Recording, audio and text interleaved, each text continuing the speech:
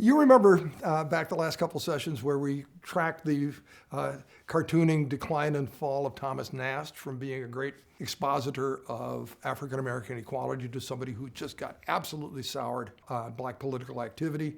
And clearly by the end of his cartoon sequence that we showed before is very, very much on the side of white supremacy.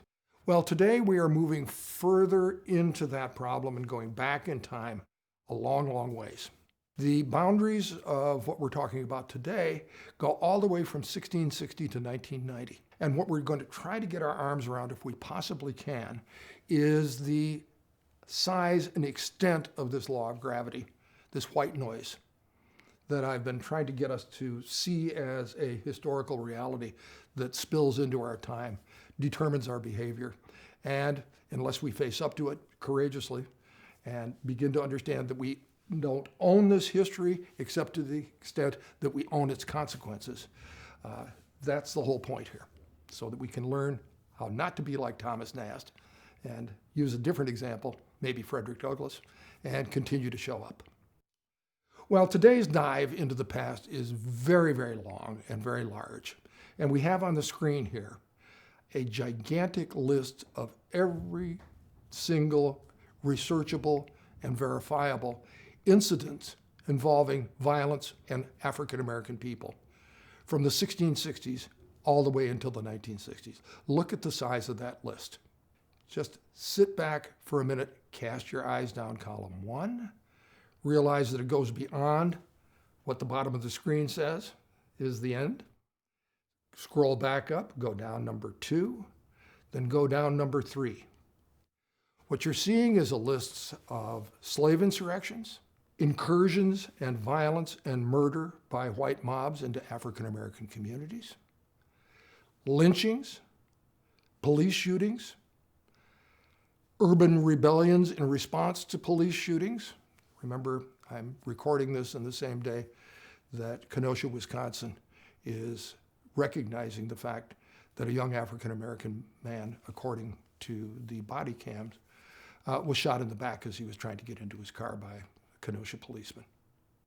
That will be on this list, along with many, many other names that we have to try and remember when we hear the demand from African-American activists to say their names. If this kind of teaching were to involve instead photos of atrocities, bodies in the streets, people hanging from trees, all that you'd be seeing on the screen is a re-victimization, again, for you, of what happened long ago.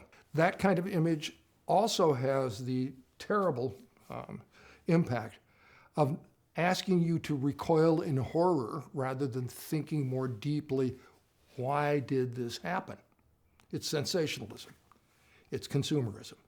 The list seems very, very neutral and very unthreatening until you really look into it.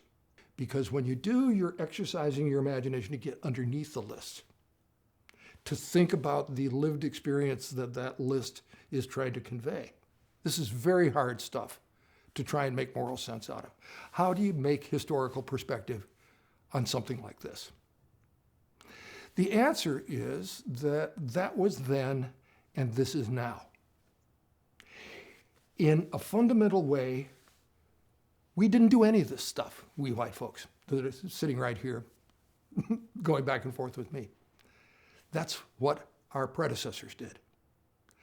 But at the same time, remember, those are the events and those are the accumulated traumas and memories that are in the minds, known in the bones by African-American people. Those are their family stories. Our job is to extend ourselves behind all that and at the same time remember certain important things. While that was then and this is now, that list can be accompanied by another list, if you want to, of people who are resisting the law of gravity. There's a lot of resistance to the law of gravity in this list, actually, that has to do with slave insurrections, that has to do with fugitive slave insurrections and violence in northern cities, that has to do with the civil rights movement, involving black and white people together. There's a counter list, or there's a complication list that sits in the middle of all of this. For all of the fact that this is now and that was then, you know that there's a deep moral argument being made. People are answering back. People are showing up inside this list. They're showing up either by default, by saying, that's life, that's the rules, that's what happens, and that's the majority of white opinion that creates the law of gravity. There's also a counter and dissenting opinion, and this is true all the time, then and now. Nothing but freedom, nothing but freedom. We've abolished the slave, the master remains. We don't have technical slavery anymore, but we do have remaining masters.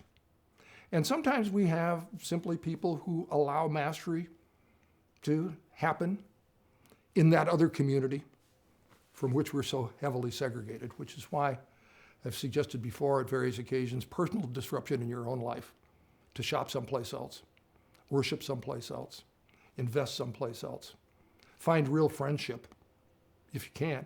It's not as hard as you think it is. It sounds disruptive, it can be stressful, but in the long run, when the next urban tragedy and drama involving the police happens, or when the debate about defunding the police or whatever it is on your mind, you don't have to, I don't believe, if you dig deeply enough behind the list here, ask the question, what should I be doing?